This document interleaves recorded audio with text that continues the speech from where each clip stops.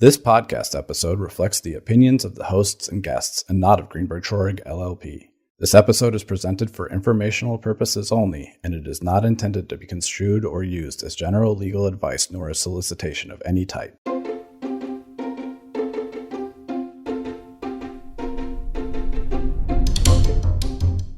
I'm excited to dive into today's conversation with my colleagues Elle Ross and Tim McLister. We just wrapped up our inaugural GT Small Business Federal Contract Symposium, co-hosted with the Metro Maryland chapter of the National Contract Management Association, and it was fantastic. Great turnout, really engaging discussions, and it reinforced something we see every day. There has never been more scrutiny than there is now on small business federal contractors. From regulatory challenges to suspensions to cybersecurity requirements to changes in the M&A landscape, there is so much happening in this space.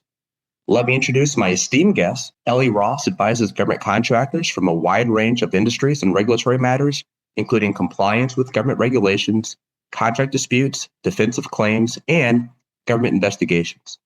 Elle provides strategic and practical advice to clients on federal contract compliance obligations, particularly in connection with the cybersecurity, supply chain risk management, and privacy, including compliance with FAR, CFR, and CMMC program and FedRAMP. Tim McLister represents domestic and international businesses in all facets of government contract transactional matters, in addition to arguing bid protests and advising clients on small business initiatives and classified contracting. Prior to joining GT, Tim served as an active duty captain in the U.S. Army JAG Corps, where he represented the Army in its litigation and procurement strategy. Tim and Elle, you guys are rising stars here at GT, and thank you again for your time for this podcast, as well as your participation in the inaugural GT Small Business Symposium. So let's get it kicked off. Elle, we'll start with you.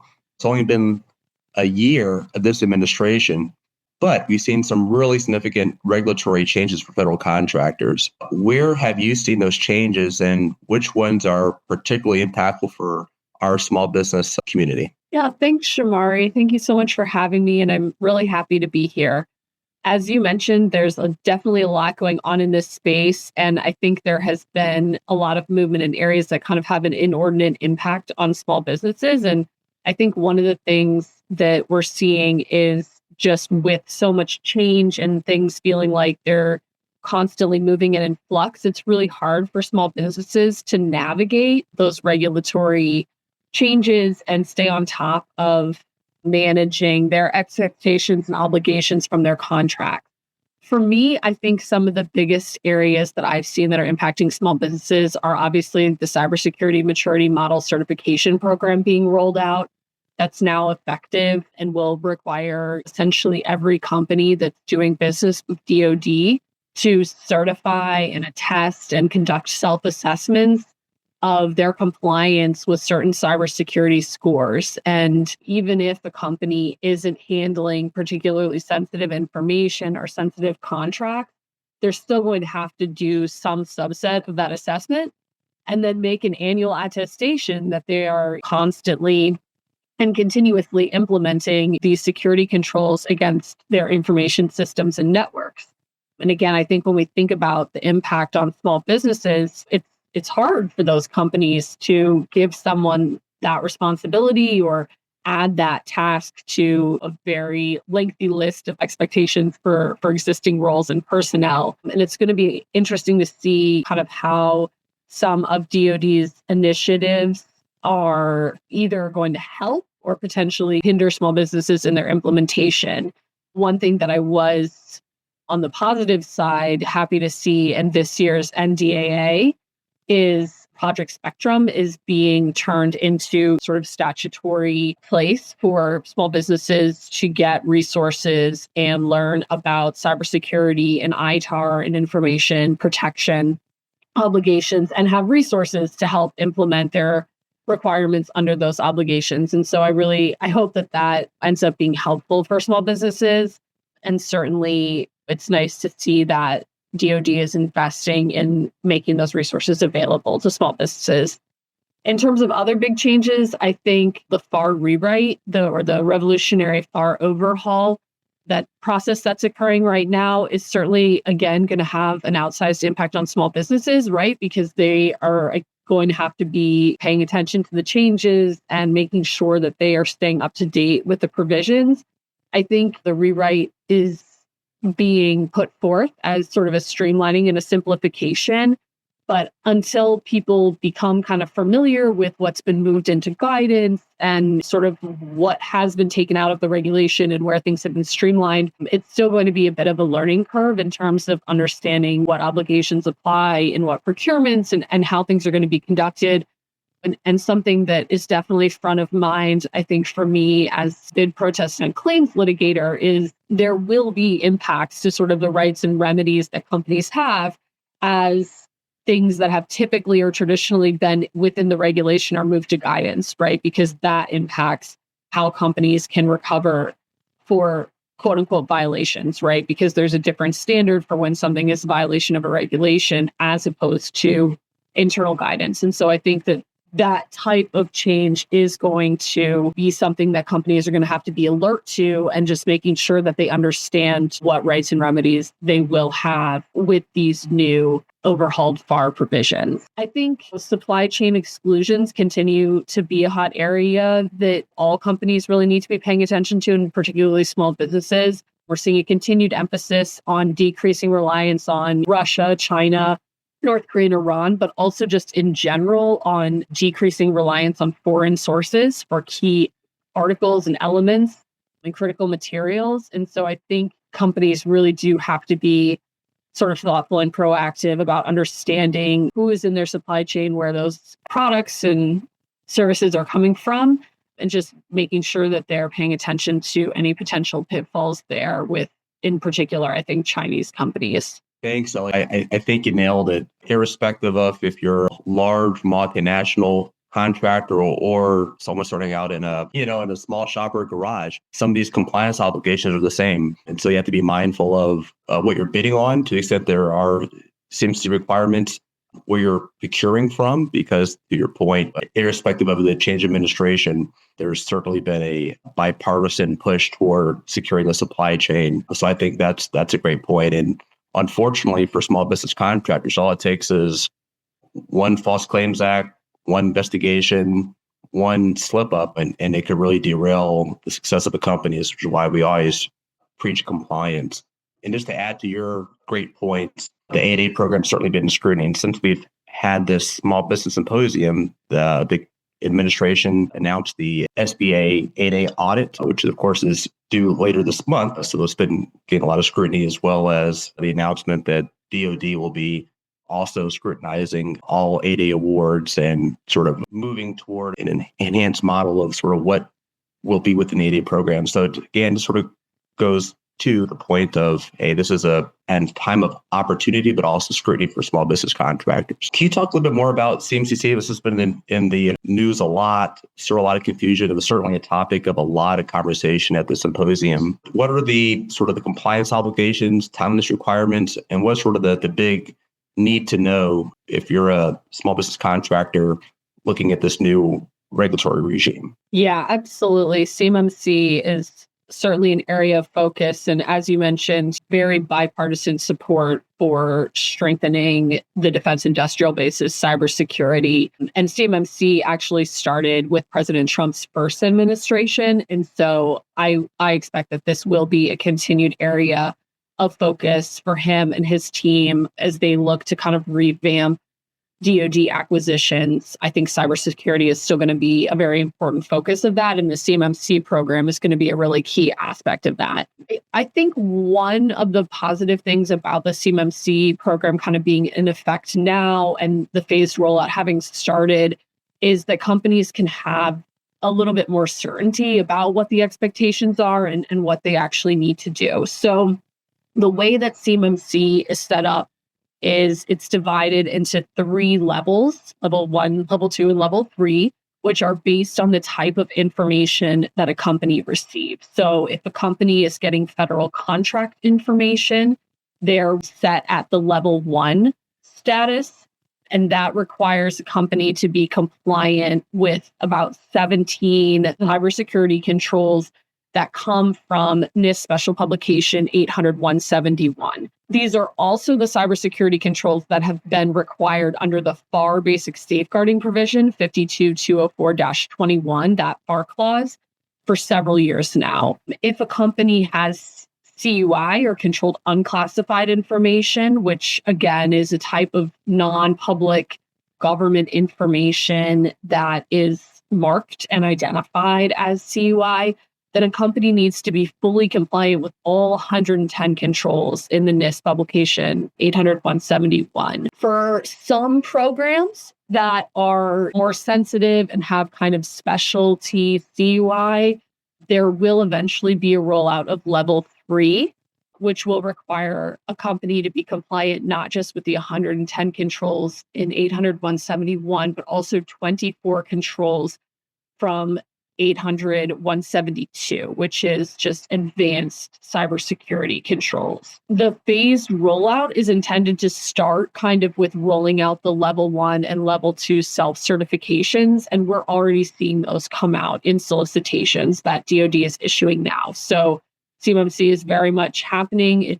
It's coming out in solicitations, and it is an expectation. Starting at the end of this year and going into next year, there will be an increased number of requirements for third-party self-assessment as opposed to the self-assessment certifications. And this will just require companies to go out and have an approved assessor organization come in and just check their assessment and make sure that they are, in fact, implementing all of the controls on their systems. The 3 main requirements are to conduct that assessment against the applicable controls, depending on the CMMC level that applies to you, report that score, or make sure that your assessor organization is reporting that score for you. And then every year, a senior company official with responsibility for ensuring compliance with CMMC is going to have to attest that the company continues to be in compliance with those controls. So for the level 2 and level 3, you don't need to do an assessment every year, but you will have that annual attestation requirement. And this just makes it easier. I mean, we mentioned the False Claims Act for this, the attestation and the sort of formal representation of compliance makes it easier for the government in the event that they feel like a company is not actually complying with the controls to point to that attestation as a false statement that's being made to the government. I think opportunities to challenge CMMC are pretty limited. I know that there have been some activity on sort of Administrative Procedure Act challenges and everything, but this program has gone through formal rulemaking process. It's been subject to notice and comment rulemaking on multiple occasions. And I think procedurally, it, again, has spanned both Republican and Democratic administrations. And I think there's just pretty broad support in government for a program of this type. And because of that, it also makes it a little bit harder to challenge the application of those requirements to a specific solicitation, right? If you see a CMMC level 2 third-party certification requirement, it's going to be very difficult to show that that requirement is unreasonable if that contract involves CUI.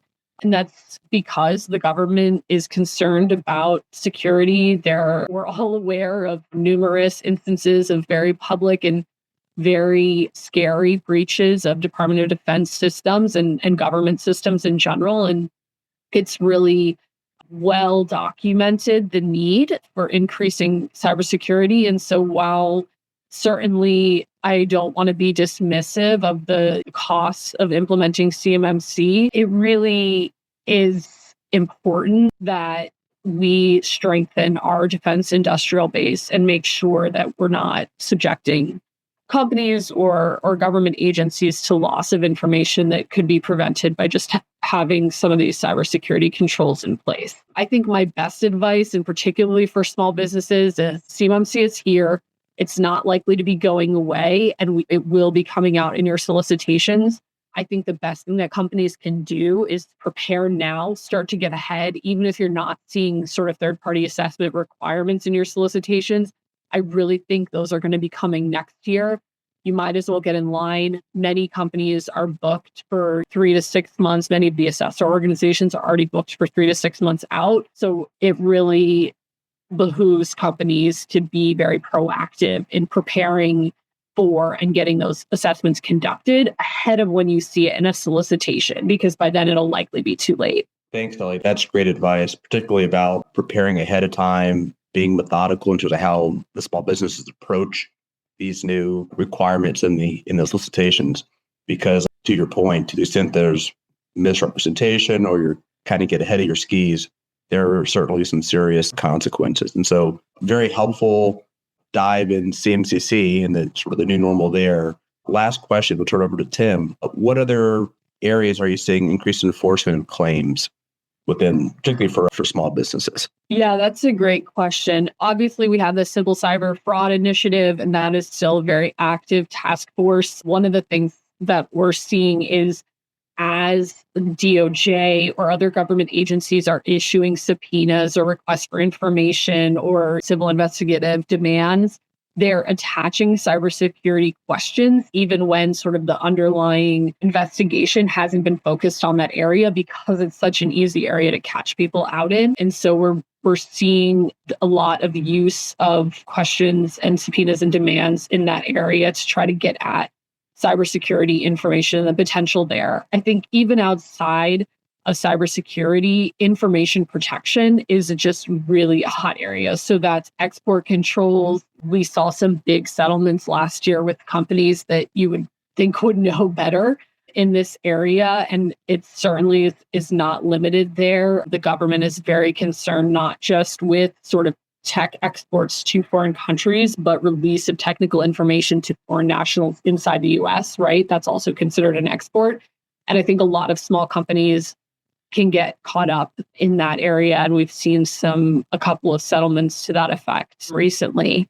I definitely think cost accounting, this administration is extremely focused on waste and abuse and making sure that federal funds are being spent and expended appropriately. And so they're certainly increasing kind of reviews of contract spending and documentation surrounding expenditures, particularly in cost reimbursable contracts. So companies really should be alert to ensuring that they're retaining documentation, that they can easily find it, and that their cost systems are appropriately categorizing information so that they don't get caught up in anything. On January 8th, President Trump announced, well, I think Vice President Vance actually announced it, but there was a fact sheet from the White House on a new division in DOJ for national fraud enforcement. It's actually going to be run out of the White House, and the head of that enforcement division is going to report directly to the president and the vice president. That's a very unique reporting structure. And I think it just goes to show the emphasis that this administration is placing on sort of fraud enforcement. And in particular, the focus of that division is on enforcing criminal and civil laws against fraud targeting federal government programs and federally funded benefits. And that's for businesses, nonprofits, and private citizens. I certainly expect that the emphasis on cost controls, information protection, cybersecurity, export, DE&I, diversity, equity, and inclusion initiatives. I mean, those are all going to be subject to scrutiny, I think, with this new enforcement division, as well as in the priorities that President Trump has outlined for existing DOJ enforcement. And unfortunately, I think small businesses tend to be seen as low-hanging fruit for some of those areas because they don't necessarily have the amount of federal dollars and sort of the big law teams and the in-house counsel to be heading off investigations of this nature. And so a lot of the settlements, I think the vast majority of settlements I've seen in the past year have been targeting small businesses. Thanks, Ellie. Yeah, I couldn't agree more. And hopefully the great thing that we as attorneys bring is that perspective and depth of experience to see what's going on in the market. Usually small businesses or all businesses are kind of focused on each quarter and business capture and the like. But to your point, it's important to keep in mind that government contracts, and particularly this environment, is heavily scrutinized. And in my experience, too, I say take a long view, because some of the 2020 loans that people think are sort of out of the news are being scrutinized just the same. So what's going on in this environment will maybe scrutinized in the 2030s, which is kind of crazy to think about. But again, to your point, it's important to take a long view and make sure that everything is, all your compliance obligations are really buttoned up. Tim, let's pivot to you. The M&A activity in government contracts has been really active this past year, and I'm sure it'll look to 2026. In your view, what's driving small business contractors to consider M&A transactions right now? Thanks, Shomari, and happy to be here to touch on this. What we've seen this past year is there's been steady deal flow. This is even probably one of the most uncertain years that I've been practicing law, with the Department of Government Efficiency coming in, scrutinizing contracts. We had the overhaul of the federal acquisition regulation, the longest government shutdown in history, and now just recently the audit of the 8A program.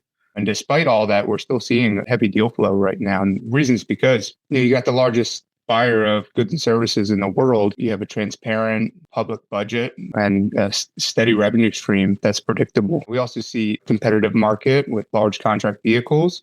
They're favoring companies with broader capabilities, necessary past performance, and M&A is often the fastest way to get from point A to point B. And lastly, we're seeing small businesses approaching their SBA size standards, which are typically reviewed and changed every 5 years. But we're seeing transactions happen when small businesses are approaching their size threshold. Thanks, Tim. I couldn't agree more. We started 2025 focused generally on the new small business M&A regulations that came out. And then, to your point, DOGE happened and the shutdown happened and everything else happened. But a lot of times on the small business side, someone's greatest asset is your company. Look, it's still looking to sell. And other times, if you're going to be invested in the space, when others are scared, you kind of get greedy. And so we definitely saw some folks interested on the buy side as well. But it's not just that. It's also, to Ellie's earlier point, compliance. And so what are some of the unique diligence issues that come up in the government contract M&A deal that may not exist in other industries or sectors? Yeah, that's a good question. And I think the GovCon M&A market, it's very unique because of the complex regulatory environment, which is evolving frequently. You have to dig into the compliance with the federal acquisition regulation, the SBA's regulation, and because a misissue can jeopardize the target's contracts or size status. So really digging into the weeds, making sure that a company on the buy side, sell side is diligenced properly is critical to a transaction.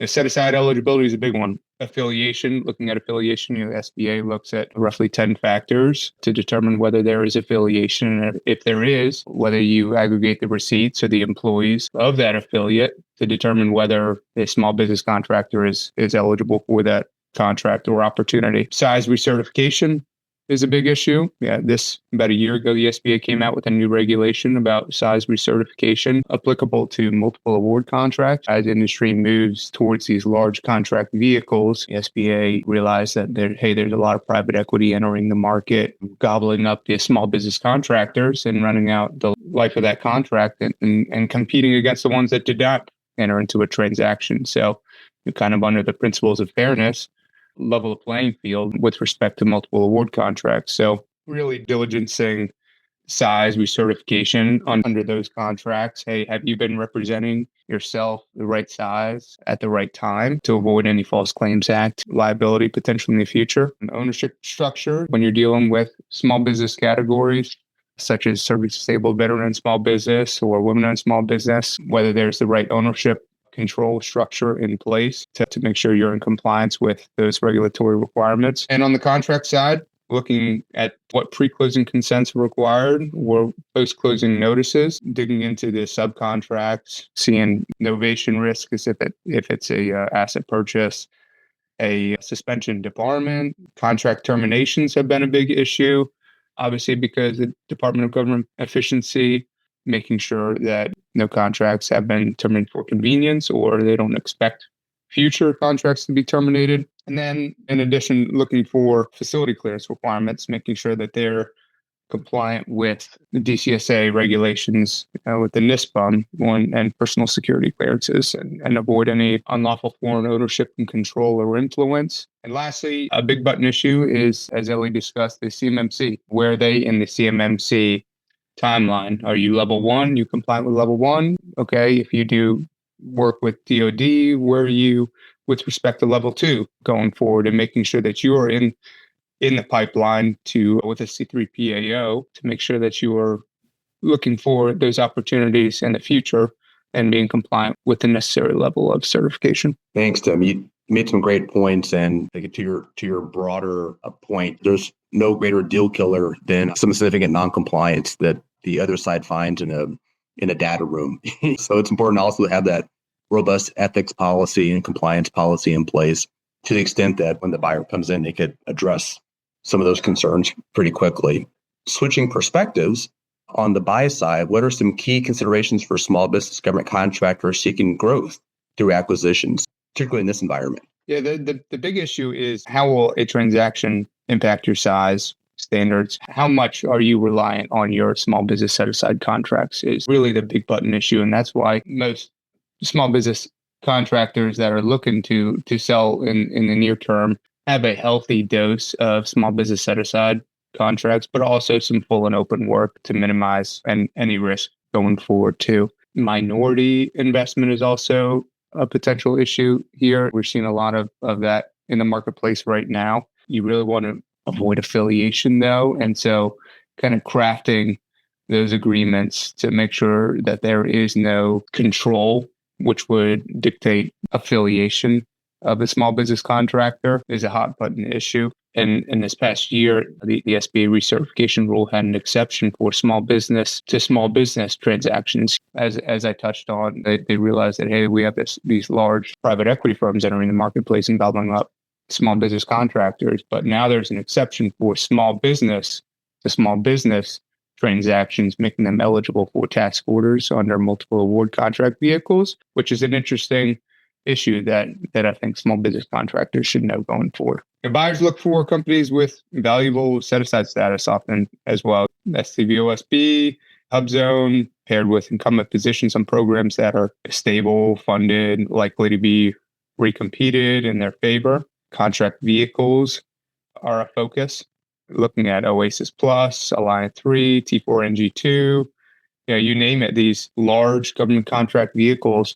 In order to stay competitive, small business contractors, you have to be on those vehicles. Clearances matter too. A company with a granted facility clearance and a clear workforce involved in a transaction requires coordination with DCSA, which is the agency that oversees the NISPM or 32 CFR 117. Make sure that they're in compliance with safeguarding classified information. In the context of a transaction, DCSA reviews foreign ownership, control, or influence to make sure that there's proper mitigation measures that are in place to protect disclosure of classified information. And best targets offer a combination of set-aside advantages, sticky revenue, contract vehicles, strong performance, and low compliance risk. Thanks, Tim. Again, couldn't agree more. I think that's some really great insight. And it'll be interesting, too, as the government rolls out the new RFO, how some of that will sort of come in, including, to your point about the key IDIQs. There's a lot of push toward GSA now and mandatory best-in-class vehicles. So teaming agreements will have to be really tight, making sure the small business contractors are on the right vehicles and just adjusting to the new normal and being nimble. So again, great insight. Again, really appreciate it. Okay. Elle and Tim, thank you so much for the great insight. I loved hearing your experience and what you're seeing in the market. And again, I think it's so invaluable too for small business contractors. I think Elle pointed this out, that they typically wear so many hats. They don't have a large in-house counsel office or big compliance team. And so you have to juggle a lot while still focusing on contract performance, business capture strategy, compliance, invoicing, all that. And so I think, again, from the perspective of the legal/compliance side, it's really invaluable for us to say, hey, here's what we're seeing in the market. So just to sort of recap, if you, Tim and Elle, could identify maybe one or two practical takeaways from both the GT Small Business Symposium and what potentially should these same companies be on the lookout for moving forward in the new normal with the NDA and the RFO. Tim, I'll flip it and I'll start with you first, and then we could wrap up with Elle. Thanks, Shomari. Yeah, a couple key takeaways that I would advise is is number one, maybe do a sanity check on your type of company. Sit down and think strategically. Hey, this is where we are right now. This is where we want to go, and how we go about that. And there are a couple different avenues. One, you sell to a strategic or a larger company. Two, you look to acquire a smaller company under the small business exception that I noted earlier. Or three, you look at maybe taking on minority investment. And those are all general avenues to help you get to where you want to go. Each of those avenues has some pros and cons to it. And so doing a sanity check on each of those, I think, would be important. Kind of in line with that is, if you're looking to sell, it's looking at the type of company that you're potentially selling to is very important now, given the recertification rules. I think we're going to see a whole lot of Super 8A activity this year and going forward, more so than in the past. And that's because of size recertification rules here. So that's just a touch point that I would focus on. Thanks. Ellie, what are your thoughts? Yeah, I think for me, I would just encourage companies and small businesses to pay attention as much as they can to the changes that are happening and making sure that they are, I think Tim made a great point, thinking strategically about what's going on in government contracting, how it's going to affect their programs and their type of business and the contracts that they've sort of historically gone after, and how it fits into their broader strategic goals as a company. And I think that's important because for things like CMMC, you need to be proactive and you need to be thinking not just what do I need right now for the next solicitation that's coming out, but what do I need to have in place so I'm ready for the solicitation after that. And so I think being thoughtful and proactive about your customers and your goals and how those align with your compliance obligations is really important. And it can help you scope those obligations too, so that you're not taking on more than you need to. The other thing that I think is beneficial about being proactive and thoughtful about it is that if you do identify a mistake, or if you do realize that there has been a non-compliance or something didn't go quite right, you can get ahead of it. It's really important in today's enforcement landscape and with the sort of incorporate enforcement guidance that's coming out of DOJ for companies to be making voluntary self-disclosures when they can. And so if you are being proactive and if you're being thoughtful and you are catching things on your end, that is always a much, much better position to be in than finding out about it from a whistleblower or an upset employee or a civil investigative demand down the road. You're speaking from experience, so that's great. Well, I think that's a great way to wrap up. We'll have no shortage of topics and interesting developments for next year's GT Small Business Symposium. So Ellie, Tim, thank you so much again for your time today, as well as lending your expertise in the symposium. Thank you for the listeners as well.